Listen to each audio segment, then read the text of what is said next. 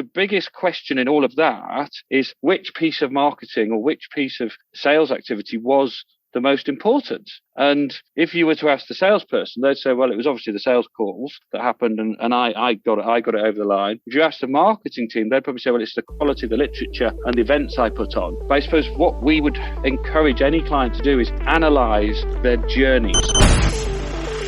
Growing a business requires a holistic approach that extends beyond sales and marketing. This approach needs alignment among people, processes, and technologies.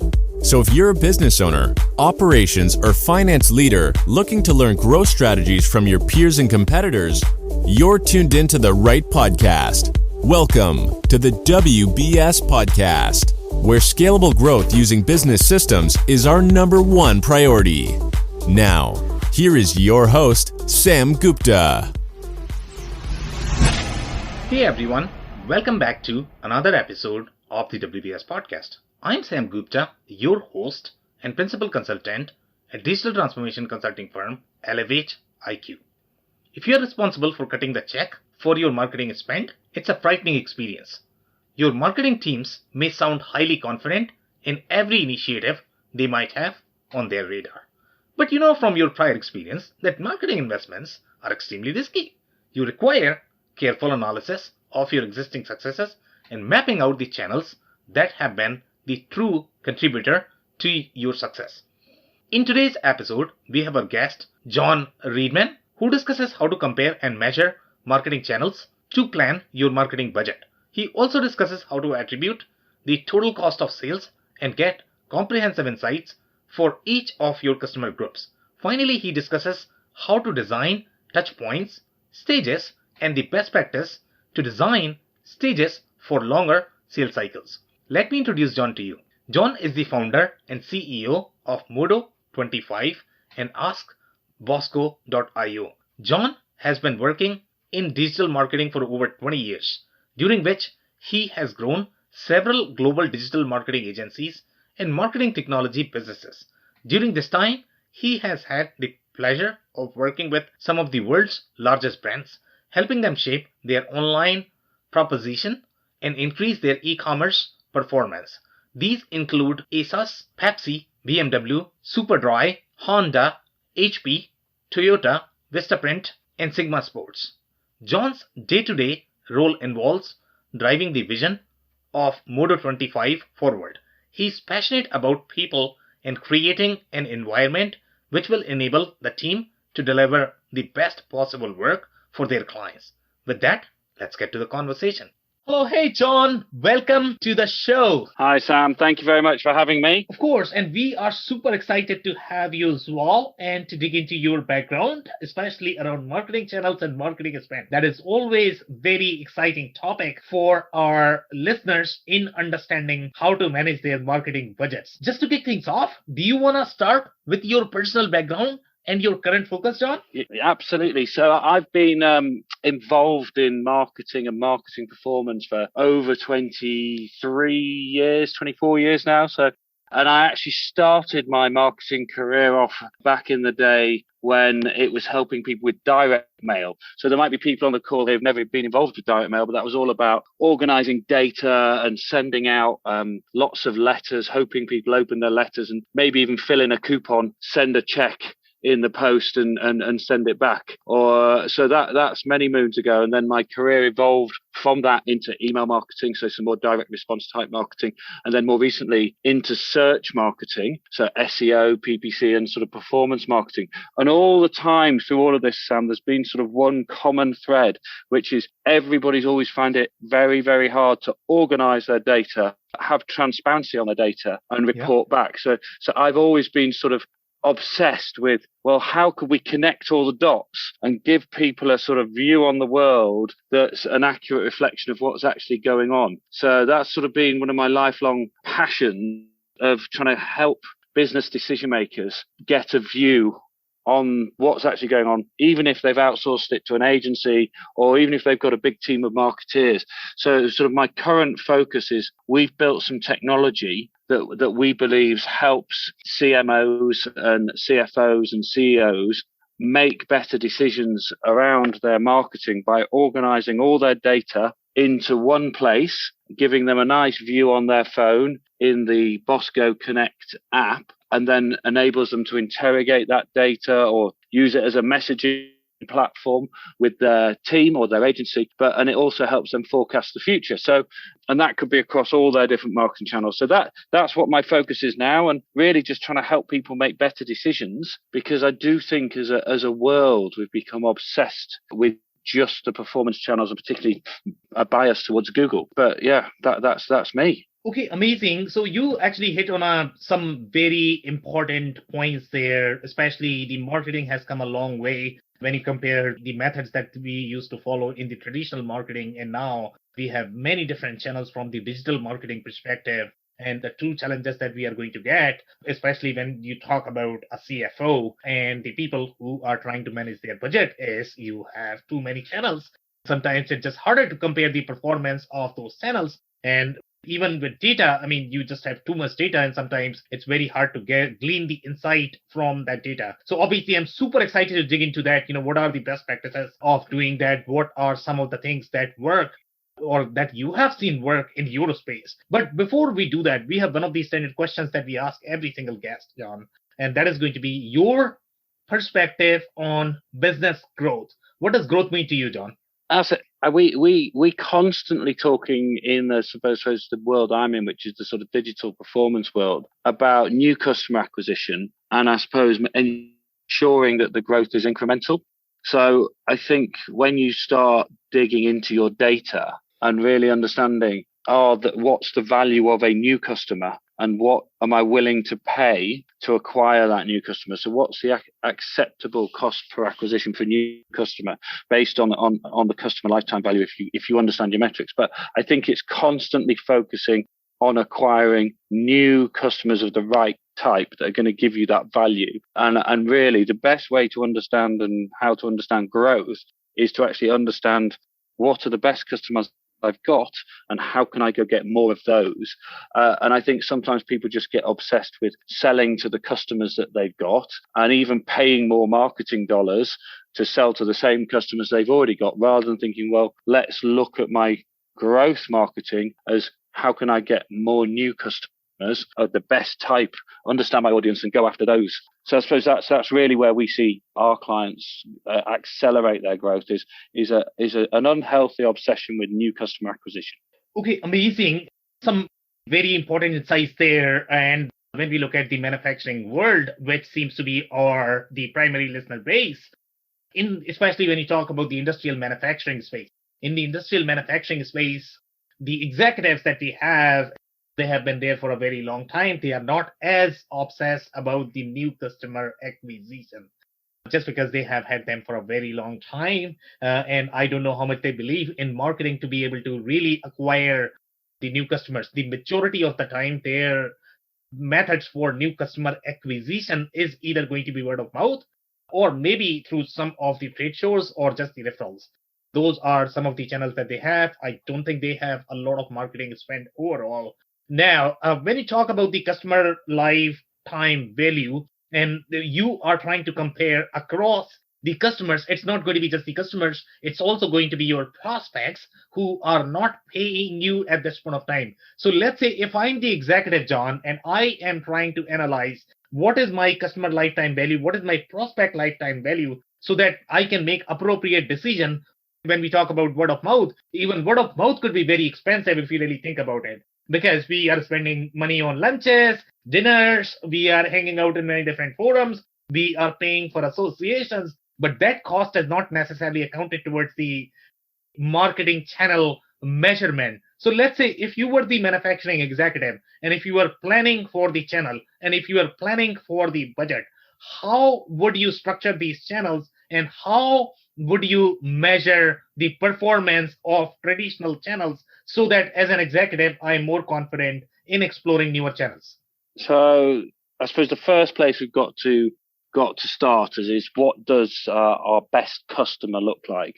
So if we went into the existing, and that might be going to talk to the existing customer service team or just looking at all the different invoices we've sent, or going talking to the account managers or the people who are head of manufacturing, who is our best customer.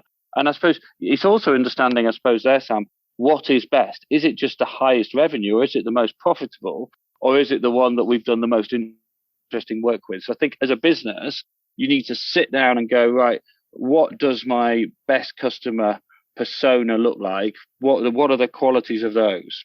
Right. And then there'll be some standout, and then there'll be some commonalities. And then ideally you want to think, well, how did we win that customer in the first place?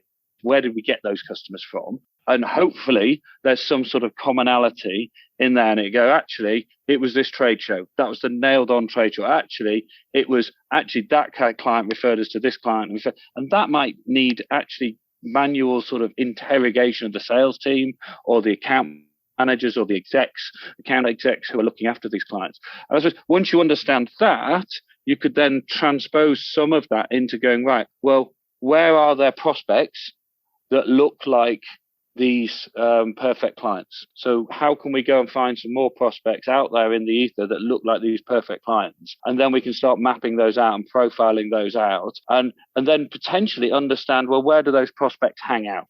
So are they in certain LinkedIn forums? Are they in certain Facebook forums? What sort of things would they be looking for on the internet? Or which events are they going to? Or etc. So it doesn't always have, a lot of this isn't done online, and it might be sort of maybe what questions would they be asking around our topic of expertise? So if we make a particular product, what solution does our product solve? So what questions could they be asking? So therefore, what content should we be creating? And how could we ensure that we have content that answers the questions they're asking? So what question would your perfect client be looking up on the internet, and have we got the answer to that question on our website? So I suppose that's one sort of part of it. Find out who your perfect clients are. You've already got. How can we go find more of those? And I suppose a thing you touched on before, Sam, which was very, very good point, is what we're always encouraging everybody to do, especially if it's a CFO working with the CMO, is actually understanding what I would call a fully rolled up cost of sale. And you need to think about everything. So it's not just, we paid to advertise in that trade magazine, or we were paid to go to that trade show, or we spent this much money on LinkedIn advertisement, or we spent this much money on Google ads or Facebook ads or whatever. It's about understanding all the other things. So whether that's the delivery cost, our percentage of returns, or is there actually the salesperson's commission, or going to a particular event, what is the actually fully loaded cost of sale within that sort of customer acquisition? And then understanding what is acceptable cost of sale to drive new revenue growth going forward. So I suppose that they're the sort of three things I would be getting people to look at or to ask themselves in that scenario. Okay, amazing insights there. And I love the way you are sort of structuring the customers, especially the existing customers, and trying to find out, okay, whether you are going to be the highest revenue customer or most profitable. Depending upon your business goals, you can go for either of those, and then you can extrapolate from there who are going to be the customers which are going to be most beneficial and which are the channels that they are hanging out on. So in my experience, the major challenge with this approach is going to be really attributing and getting the combined insight for the customer. Because if you look at, again, I'm going back to some of these traditional manufacturers examples, I don't think they have their systems completely connected from your sales to marketing to finance. And that is their biggest problem in terms of getting this data. Okay, if I have, let's say, the 80,000 customers, can I get this insight for those 80,000 customers first? Can I really break down in different segments? Can I attribute the channels? Can I attribute the marketing spend as well? I don't know if they really understand how to attribute the marketing cost. And some of the times what is going to happen is this marketing cost that you are really spending, it is actually going to show up somewhere in the balance sheet or P&L, and you don't even know where that is getting spent. And you are simply taking a rough ballpark that in marketing, I am probably going to spend 2%, 5%, 10%. But you don't have a sense of your channels. So do you have any specific stories where you had similar situation, but then you could coach them that, you know what, you need to look deeper when you look at your customers, you need to look slightly deeper in terms of your spend, and you need to map this journey out. And I think the mapping is going to be the keyword that is going to be super important overall, the way you pointed out. So do you have any stories, John, that you might be able to share? I think the biggest thing in a lot of this in businesses is to try and get. So we've worked with lots of clients in the B2B or the B2C space where they have a sales team and they have a marketing team and they have a finance team, and marketing are always like, well, sales don't follow up all the leads we get, and sales are like, well, I'd rather go get my own leads, they're always better than the leads marketing get, and finance are always like trying to question, well, why is marketing spending so much money, and we're spending so much money on sales commissions and all these different things. And I think that's sometimes part of the challenge is everybody doesn't realize we're all pulling in the same direction.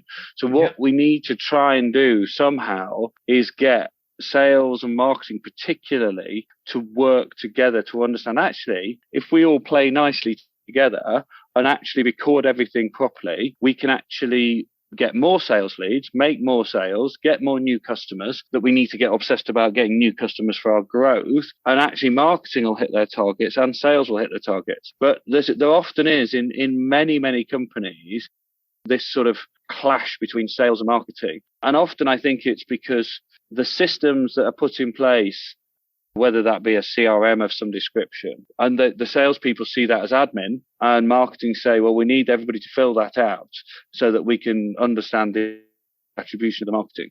So I think these things are getting better now with the use of mobile technology. But I actually think, Sam, a lot of this is about education and about helping everybody understand the why we need to do this. And if we actually did understand, well, what was the first touch point in the sales journey, that might have actually been they came to our stand at an exhibition, or we sent them a follow-up email because they came to a webinar, or they maybe they clicked on an ad on LinkedIn or Facebook, right? So if we understand the first point, but then at the same time, there may be multiple touch points. So they might have had a phone call from sales. They might have then gone out for lunch. They might have done something. They might have attended a trade show. But actually the thing that got them over the end at the end point might have been they then went and visited a client site, or they read a client testimonial from an email. And I suppose the biggest question in all of that is which piece of marketing or which piece of sales activity was the most important. And if you were to ask the salesperson, they'd say, well, it was obviously the sales calls that happened and I got it over the line. If you ask the marketing team, they'd probably say, well, it's the quality of the literature and the events I put on. But I suppose what we would encourage any client to do is analyze their journeys. So all the different touch points that each client's had. So this would have to be a collaboration between the sales team and the marketing team to map out the process. Well, what were all those different touch points from the start of the process to the end of the process? And if we didn't have the start, we definitely wouldn't have had the end. So our normal advice around attribution is we need to put some weight on that first interaction. So let's give some credit. So if we had a $20,000 sale, for instance, we should give a percentage of that valuation of that sale to the first interaction and a percentage of that to the end interaction, arguably, because that last thing tipped them over the edge. But actually, should we also spread out some of that attribution of effort and success across all the other activities in the middle? So then they also get a value of that sale as well. So, and I think the challenge with all of this, Sam, is it's not an exact science. There isn't one typical sales journey.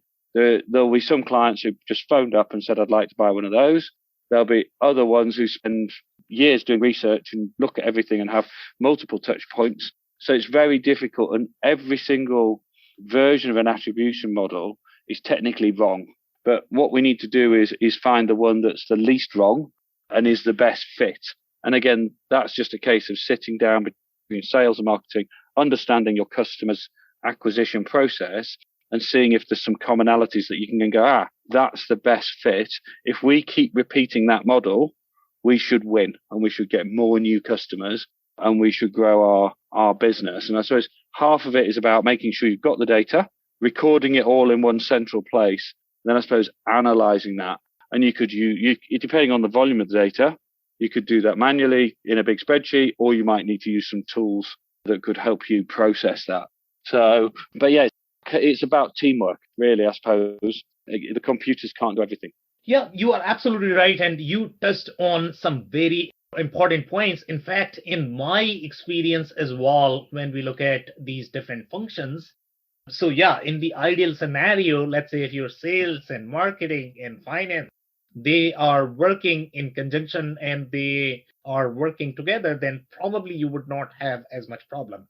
The biggest problem always is because these departments inside the companies are always going to have different priorities, they have different goals, they have different aspirations. And the moment you bring different departments together, that's where the problem happens. And in my experience, when you talk to my finance guy, they are going to say, you know what, this is not my responsibility.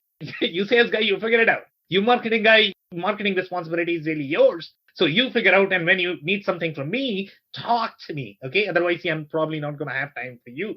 So this cross-functional nature of any of the initiative is always slightly more challenging than you have just the departmental initiative in any company. So again, going back to my comment about any specific story of the recent engagement that you have done where you had similar problems, and since we have the finance audience here, they might not understand things like, what channel really means, how to attack these channels. So if you can provide a real world example where you had multiple departments involved, they probably had the analytics related problem because sales did not probably know what marketing was doing. And then you brought sort of everybody together. If you can explain in the form of a story, I'll definitely appreciate that. Yeah. So, well, we were working with, it was actually a B2B business, and their CEO, I think also their CEO wanted more new business. Their finance director, he wanted to have a situation where he wanted to understand, well, what's my cost to do this? And he was looking at it really just as a cost per lead. So he was looking at it, right, how many leads do we need? And if you can get me X leads, the sales director says, and the marketing director say they can convert these at X ratio. So I suppose they'd got some sense of a model in their mind of, if we could get 50 leads into sales from marketing, we can grow our business. And I think the two challenges here were, and I'll use an analogy as part of the story as well. So they came to us, and I've known the CEO of this business for many years, and he said, John, we need more sales. And I said, right, okay. So what we need is he said, well, we need more leads, we need better marketing, right? But if you imagine there's 6 steps in a lot of sales process in terms of education, especially if it's a big ticket engineering or software or B2B type sale, there's quite a lot of education required. So he was sort of trying to do was go from point 1 to point 6 without looking at 2, 3, 4, 5. They just wanted to get a lead and then close it, right? Which I think everybody would love to do that. And we had to take them on this whole journey of going, well, actually, when that person downloads the white paper, what they're not saying, it's a bit like the person on, I don't know, the first date asking someone to marry them, right? Exactly. That's just not, it's just not normal. But it's amazing how many salespeople think, well, they've just downloaded my white paper, they must want to sign up for a 3-year contract at £2 million a year. So it's about educating everybody to go, well, no, that's just the first step. And then what else can we do with sales and with marketing? And I suppose some terminology that people may or may not have heard of before is we need to understand the difference between a marketing qualified lead through to a sales qualified lead and almost a sales ready lead. And actually, should we actually keep some of these leads away from the salespeople until they've actually showed enough interaction? And again, having a system or a CRM or some sort of process in place to track all of that, and then understanding the level of investment so we can explain to the finance team, well, actually, what we need to do is, we're going to have to do some advertising of this white paper at the beginning of the funnel, and that's going to get us this many leads. And then over a process of maybe 3 months, 6 months, we're going to communicate with these people and invite them to different webinars, invite them to different events. And at some point, they're going to become sales ready. And then we'll let Bob or Jackie, the salesperson, onto them to arrange an actual demo, or anytime in that period, they can self-select. They can put their hand up and say, actually, I'm ready to get married now. Can you arrange a demo for me? But I do think because we're all so desperate and we come from this sort of performance world, that we go from point 1 to point 6 too quickly and we scare people off. It'd be like going to see the personal trainer to have an assessment about what you're doing, and you turn up to see the gym instructor in your suit and shirt and tie, and you think you're just going for a chat, and they say, get down and give me 20 push-ups. And it's not appropriate, and you weren't ready, and it's not going to work. So I think it's about, so to go back to the sort of story, so with the software company, we ended up having to say, well, actually, the answer isn't that you need more leads. What we need to do is actually remap out the strategy and think about what is the process and how do people want to engage with you and buy things. And actually, have you got enough useful, interesting, relevant content to take people on a first date, a second date, a trip to the cinema, to court them over a period of time so that they self-select and become ready to buy? And I think a lot of businesses across all sectors are trying to force sales too quickly when people aren't ready to buy, and then they just qualify them out. Whereas actually they didn't have enough information, or they didn't know enough about your product or your service because you've not given them enough chance to ask all the questions.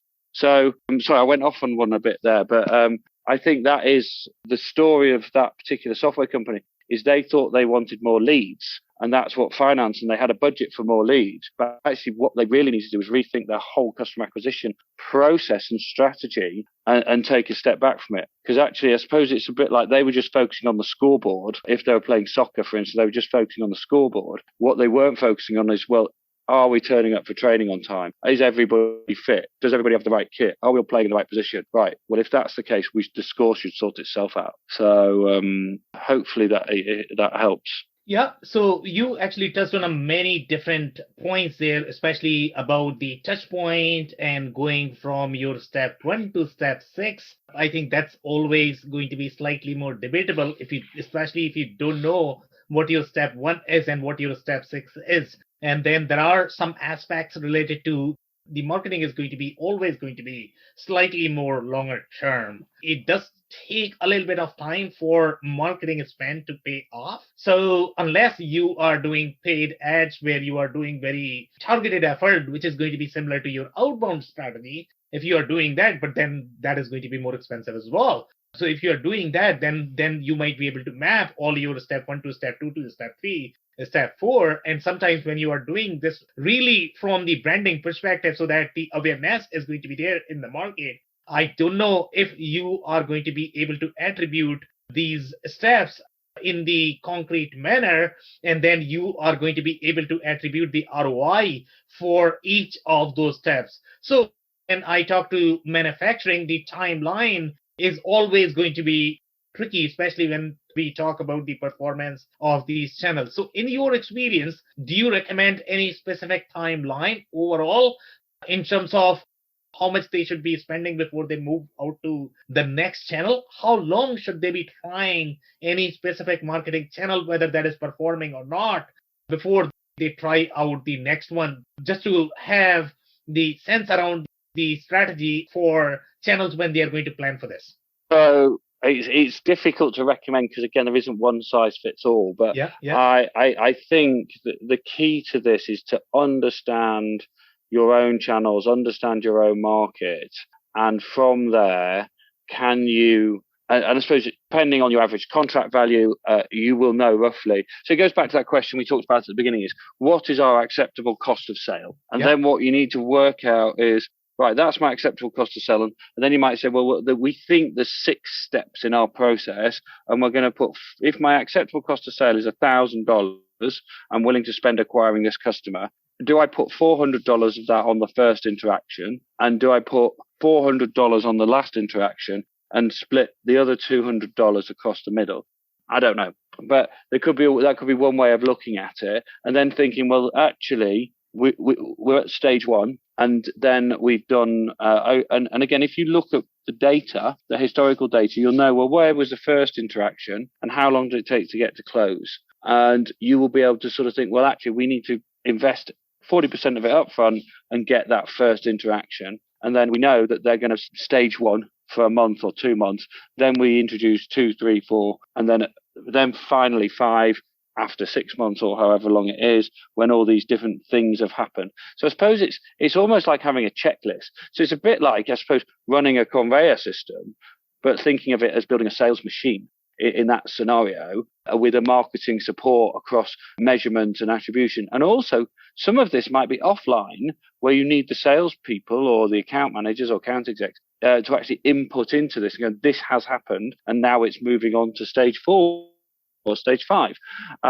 So there isn't one size fits all in terms of how long should people wait and invest in each individual channel. But I would say once you've done that bit we talked about before, Sam, at the beginning, where it's analyzing your best customers, understanding the touch points they went through over the periods they went through, you should have a good idea of where should we be investing our time and effort to get more good customers to grow our business. So honestly speaking, when we look at these channels and when we look at the sales and marketing interaction, let's say if you have your 1, 2, 3, 4, 5, 6 mapped out, and if everybody's sort of getting the leads at each of those stages, and you are closing enough business and you are meeting your goals, then nobody is going to really question whether the investment that you have is working or not.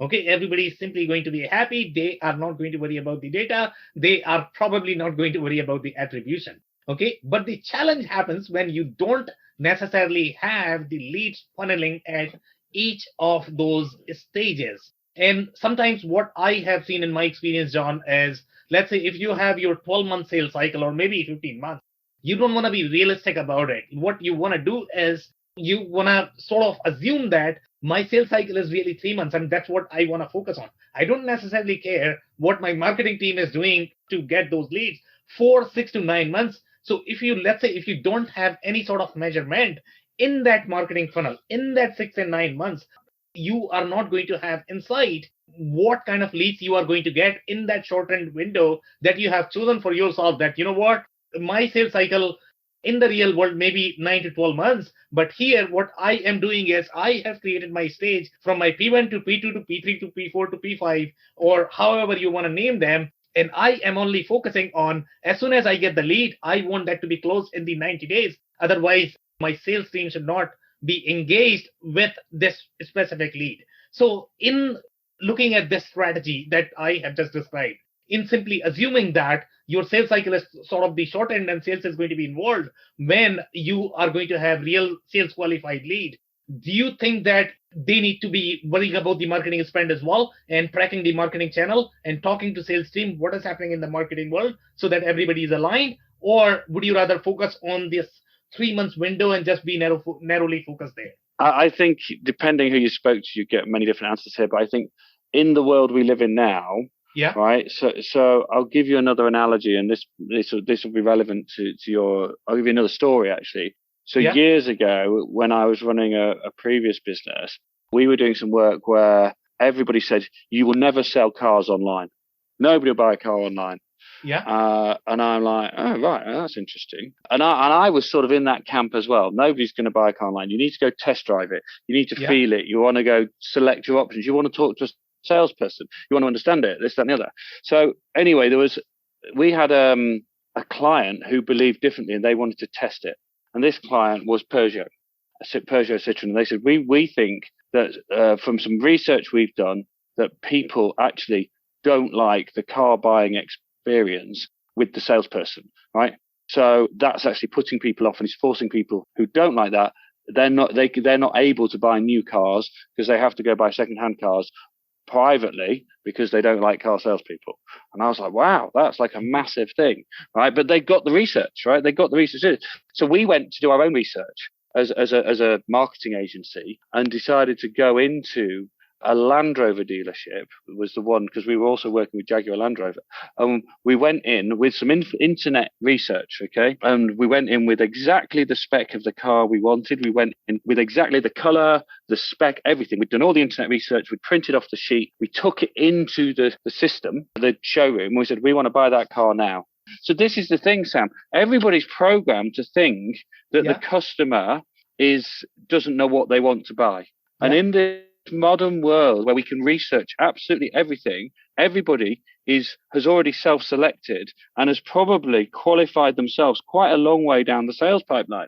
So in the scenario of cars, when we actually did start selling cars online, they were selling at a higher average order value, they weren't giving away a discount, and they were a higher spec. and it was just amazing. It's like, well, why would people do that? And it worked. But what was actually happening in the showroom is because of the training of the salesperson, it was putting people off buying because they were getting told by the salesperson, you don't know what you don't know about this. Let me tell you what car you want. Whereas actually they'd watched hundreds of hours of YouTube videos and hundreds of bits of content. So the point that's then relevant for the manufacturing world here is all the content actually available for your clients to self-qualify themselves that your solution's the one they want? And actually, could they just go online and buy it, or go online and fill in an order form? Because they've gone, actually, I've done all the research about this widget. I've watched 4 videos. I've downloaded the spec. I've downloaded the brochure. I've actually tested it in my own mind, and I've ordered the sample. A million widgets, and I think just because of tradition and the way we've already done stuff is that forces the way people do stuff in the future. Whereas if you were setting up from scratch now, let's say like Tesla, you can only buy the car online. Even you can't even go in the showroom and buy a car. It's been super insightful. Do you have any last minute closing thoughts by any chance? Yeah, well, I think the biggest thing, Sam, is understand, if you want to focus on growth, is understanding where did you get your best customers from? How can you get all of that data in one place so that you can then have that all in one central dashboard, so you can easily find out who your best customer is and how to go find the same type of customer, whether that be the most profitable or the largest or the most interesting, so that you can grow your business. Yeah, I think I completely agree with you there. And my personal takeaway from the conversation is going to be, just look deeply into your customer base, extrapolate from there where you can find those customers, and just map out the journey and figure out which channels are going to be really appropriate for you. And if you bring your team together, especially your sales, marketing, and finance, that's where the real value is going to be. So the more you can work together, you are going to get the best ROI. On that note, I really want to thank you for your time, John. It's been an insightful and fun conversation. Excellent. Well, thank you for having me, Sam. I really appreciate you inviting me on the show. I cannot thank our guests enough for coming on the show, for sharing their knowledge and journey. I always pick up learnings from our guests, and hopefully you learned something new today. If you want to learn more about John, head over to modo25.com. It's modo25.com. Links and more information will also be available in the show notes. If anything in this podcast resonated with you and your business, you might want to check other related episodes, including the interview with Dave Meyer from BusyWeb, who describes how marketing automation works and why that is important to understand customer journeys. Also, the interview with Jeff White, who discusses why it is so important to identify the ideal customer profile for your offerings to streamline your growth. Also, don't forget to subscribe and spread the word among folks with similar backgrounds. If you have any questions or comments about the show, please review and rate us on your favorite podcasting platform, or DM me on any social channels. I'll try my best to respond personally and make sure you get help. Thank you, and I hope to catch you on the next episode of the WBS Podcast. Thank you for listening to another episode of the WBS Podcast. Be sure to subscribe on your favorite podcasting platform so you never miss an episode. For more information on growth strategies for SMBs using ERP and digital transformation, check out our community at WBS.rocks. We'll see you next time.